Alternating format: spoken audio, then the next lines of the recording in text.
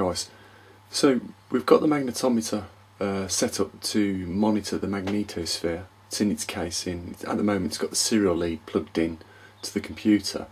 You can see I've put a power light on, which is the green one, and the flash, every time it flashes, just lets me know that it's still picking up data and recording it to the SD card. We've got it set for around about every 3 seconds or thereabouts for now, but I'm going to recalibrate that again in a minute. I've had to calibrate it for where it is. It's about in the most magnetically clean area in this building that I'm in at the moment. So hopefully we shouldn't get any external interference in the magnetosphere readings. You know, it all went well. You know, it went in that box really nice and neat. And it's working fine. What I've had to do is add a little bit of calibration to the program in order for me to change the recording of the nanoteslas that were microteslas that were bringing it off all the data into. So you can see there it's around about 200 microteslas, and that's what it's been calibrated at. And to do that, I had to just add this little bit into the program. So I could calibrate it to whatever I wanted it to. Trust me, if we lose 200 microteslas in any short period of time, even over a long period of time, we've got a lot to worry about. Because remember, a lot of the magnetometers that are recording magnetosphere strength are recording it in nanoteslas, not microteslas. So, you know, for now, everything's working. So every time you see a new data entry being added to this, you know, you'll note that on that light up there, the red light will flash just to let us know that it's captured some data from the sensor within the box and then recorded it onto the SD shield on the breakout board in there. So I've got a power lead, so I can disconnect the serial lead now and just leave the power lead in, and that will record then 24/7. I'm just going to alter the time parameter in the program so that when it starts to record, it's not recording every 3 seconds. I don't think we need to record something that accurate, and the reason for that is because when I display the processed data on the chart, we want to see the ups and downs as it fluctuates. So I'm not sure yet whether to have the data come off every half hour or every hour, every 15 minutes, or what. But I just think that having a data set every 3 seconds would make the line look straight across the chart. I'm unsure whether that's the best way to go. I mean, that's the way we've got it with the magnetosphere, the TriMag station, which is this one here. So you can just see that one. I know the LED isn't that bright on it, but you can see every time the LED comes up, again every 3 seconds, we record the magnetic heading of the North Pole. So we've got the two now. I'm surprised really it hasn't taken that long to get these two up and running, and as a result now we've been recording the heading on this master here for the last 6 months regarding the movement of the magnetic North Pole, and now we're recovering the other half of this, recording the other half of this, it should be, with regards to the magnetosphere strength. Now, it is said it's dropped 20% over probably the last 50 years, but we're going to record this probably for the next 6 months, and we'll see then how much it is actually dropping. You know, because if there is an amount over 50 years, it will show up in 6 months, and you know, we can then forecast how long it will be before the Earth's magnetosphere drops to a low level, and what, you know, that will lead to is probably greater migration of the North Pole at the same time. So you know, we're covering both aspects now. I think we're doing a more thorough job, and you know, we'll just wait and see how this goes.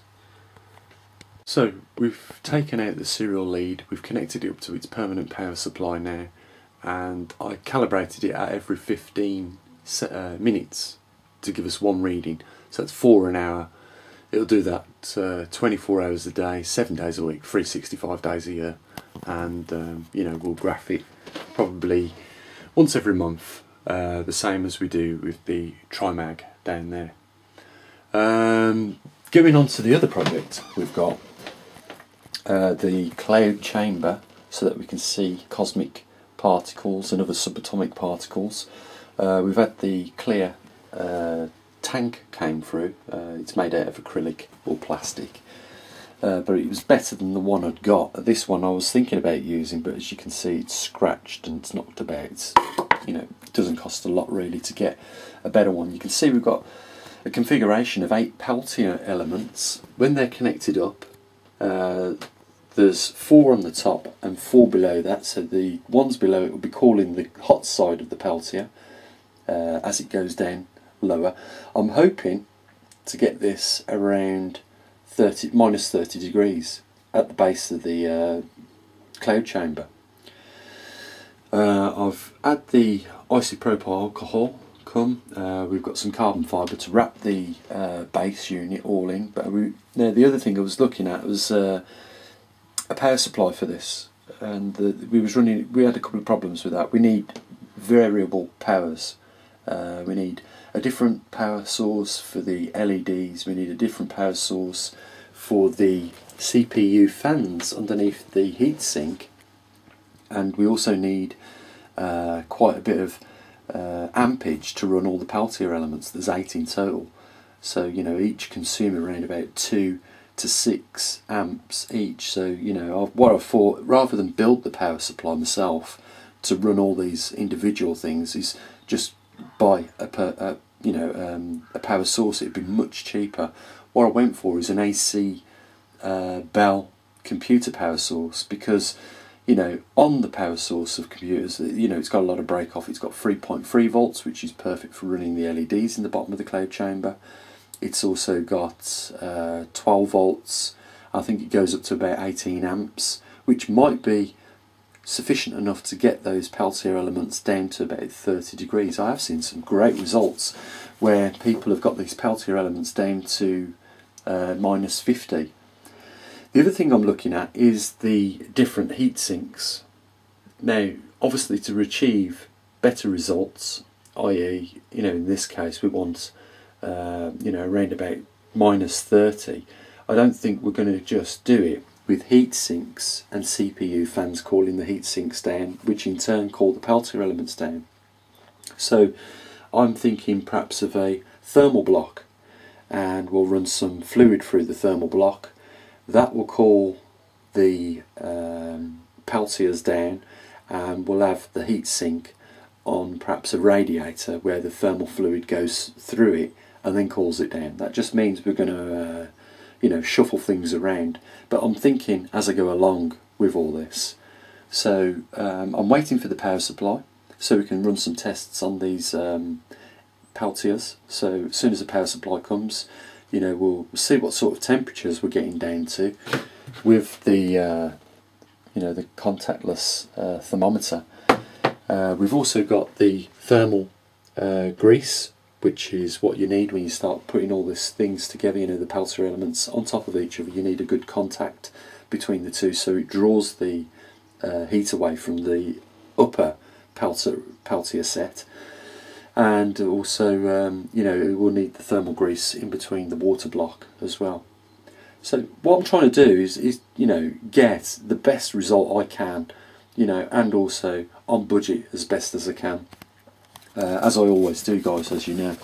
But this will give us the opportunity then to see visually cosmic particles, but more like muons at this surface level. You know, they're interacting high up in the atmosphere, and they're already getting smashed by the time they come down to the surface during, you know, a period of time where there's a good strong magnetosphere in any case. So, you know, all this is just to give us a better visual on what it is, you know, that is actually causing some of the problems. The other thing we'll do is we'll try and get hold of some radiation sources, and we can see different types of decay in this tank as we go along. So, you know, we've got some interesting things coming up. We've also got, after this is built, we want to build a spark generator, so that when you know, these radioactive sources come in the vicinity of the spark generator, you get a visual there of them passing through the tungsten wire onto the cathode. And the other one, which I said is going to be quite a challenge, and that's because, you know, it involves purchasing inert gases such as helium, is the spark chamber. So, you know, there's a couple of things coming up. You know, we're getting through them. It's took a lot less time to get the magnetosphere up and running, which is the main thing really. These are just luxuries, you know, that are equally of interest, and it gives us a better idea of all these things that we're talking about on this channel. And I think it's all related, you know, because we're looking at cosmic particles, muons, other subatomic particles such as quarks, leptons and all those things, if we're lucky enough to see these. And, you know, who knows, we might leave the camera on, you know, and just see whether we can capture some collisions, because, you know, these muons do collide with other things, and, you know, cosmic rays do collide with other atoms in our atmosphere. And, you know, we live in a gaseous atmosphere of a mixture of a lot of different atoms that are flying about. And, you know, I have seen other people had some, you know, remarkable, you know, sites in these chambers where they have actually witnessed collisions. Now, the only other way you're going to get to see a collision is something like the Large Hadron Collider at CERN. And you know, because it's obviously purposely directed at each other so that you do get the collision. But these things happen, you know, naturally in our atmosphere all the time. So, you know, if we get to see that, it's just another unique experience for us all, isn't it? And that's what it's about. So, just before I go in this video, guys, pop over to the Poleshift News website. You'll see, if you click more over in the top right hand corner, there's a lot more on this site than just the main page. We're covering the Earth's magnetic field. We're covering the, with the TriMag data, we're covering the heading of the magnetic North Pole as it migrates real time. We're also covering now the magnetosphere strength. But there is a lot of stuff on this website. It shows you the magnetic poles at the current positions, 2018. We've got the magnetometer data from all over, you know, various other organisations that are recording that. We're also recording that ourselves now, guys. But we're doing it in a way where it's archived. So, you know, where you click on, let's just say, for instance, this magnetometer data, you can see that it is only recorded when the page loads. Only recorded within the last few minutes. So, you know, in very much you know, response to that, gosh, why does it take sometimes such an effort to refresh these pages? There we go, all the magnetometer data up there. You know, they're recording in short periods of time. We'll be recording an archive over a long period of time, so you can see, whereas you can't with these charts, it depleting over a period of time. So what we're after is the forecast. We want to say, look, it's moved 6 months. It's reduced so many microteslas in 6 months. If we just forecast that for the next 2 years, we know how much it's going to decay over that period of time if it continues in its current trend. We've got live solar data. You know, you can check on the geomagnetic field. These are connected to, you know, a site where the geomagnetic field changes. These buttons here will change naturally on their own accords when there is geomagnetic storm and when there is solar X-rays, but as you can see, they're both very much normal now. But there's lots of images which is regularly updated on the solar surface, and also, you know, we've got the X-rays, the protons, the K-index, the deabsorption. Again, if you refresh the page, that will come back up. We've got the auroras both over the northern and the southern hemisphere. All this is updated every day, and sometimes every 5 minutes. So, you know, we've got the space environment overview. That takes us up to 2012. Just gives us a good idea, you know, as how the interaction of the cosmic particles differ when the sunspot numbers drop. And we've got the you know, the magnetic storms, these sunspots. over a period of time. You know, we got the live sunspot numbers, and we've got the last 3 solar cycle amounts there, so that you can see. We've also got, you know, the 400-year sunspot observation and the 11,000-year sunspot observation. But there's a lot more on here. You know, we're covering volcanoes where they're erupting in the world on a daily basis. We've got earthquake maps. You can check them right up to the present time. Sea ice extent maps, our currents, global weather maps, space weather, real-time, you know, and there's other information. There's also the Learning Centre down here, guys. So there's a lot of stuff there. And, you know, again, big shout out to Carl for supporting the channel again. But, you know, this is the same as it always is, guys. You know, just a few people on this channel, as it is always, that you know, keep the funding going and keep the projects going. You know, when the money's there, you know, the projects come along a lot quicker. You know, and you know, we're able to do these things, such as the cloud chamber that we're building now. The magnetosphere is case closed. It's doing its job now. It's going to give us results even when we're all asleep. You know, that machine now is going to do its job. You know, 24 hours a day, 7 days a week, 365 days a year. And you know, it's all down to a few people on this site that's making it happen. You know, I just want to encourage more people, you know, to help support it. We've got over 12,000 subscribers.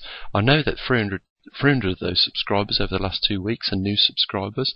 We're getting nearly 1,000 views a week on this website, and that's looking like it's increasing all the time. But still, I think people are just choosing to overlook the help support button. All you got to do is click on that, and you'll get the details up to help support it.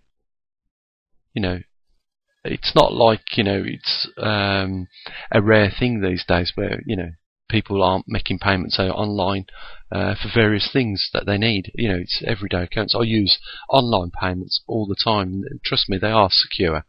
Unless you're buying off individuals that you don't know anything about, then you're going to have problems. But PayPal is a reassured thing. You can contribute through that. So, you know, I'm just saying, guys, you know, it'd be nice if a few more people would support the channel. We could do a lot more. You know, we'll give NASA a run for the money. I know we're not going to be launching any satellites from, you know, this location, but that doesn't mean to say, you know, we're not capable of building those things. You know, we are capable of, you know, challenging them on some levels, such as, you know, the you know, in the future, if you want to, you know, participate in that, and you know, you want to put it forward to something that could come closer on the projects list, we'll do it. We'll do the laser communication transponder, and we'll send a message out there, and you know, it'll travel at the speed of light. It'll overtake Voyager 1, Voyager 2, which NASA sent up in the 80s, and you know, I'm not saying we're going to get any contact back off it, but it's not saying that we can't put whatever we want in a message, convert it into digital, send it out into space, in the hope that one day that beam of light might, whilst travelling at the speed of light, hit a target. Who's to say, you know, other civilizations out there aren't going to spot it? I know it's a long shot, but I'm just saying it's just one of those projects that is possible. You know, I've already demonstrated it can be done. You know, NASA, let's just put this into perspective. NASA have only just started to use direct laser communication from the International Space Station to the surface of the Earth, in the same manner as which we would use it to transmit out of our solar system. So all these things are possible. Over the next week or so, there'll be some progression videos of how we're getting on with the cloud chamber. And, you know, if I can gather a few more bits and bobs together, we'll build that spark generator, and we'll look into, you know, the development and the build of a spark chamber, whilst we're on the topic of cosmic rays and, you know, other particle physics. So, you know, there are still a few things to get. We want some radiation sources, only mild, weak ones, so that we just get an idea of what's going on with them, how they interact. with our cloud chamber and what they give us visually back. So, you know, guys, I just want to say the link is there, and the link is on pretty much most of the pages on the website as well. So if you haven't yet, guys, gone to Poleshift News and had a look, why not do it right now? As always, enjoy the rest of your weekend, and I'll see you in the week sometime. Bye for now.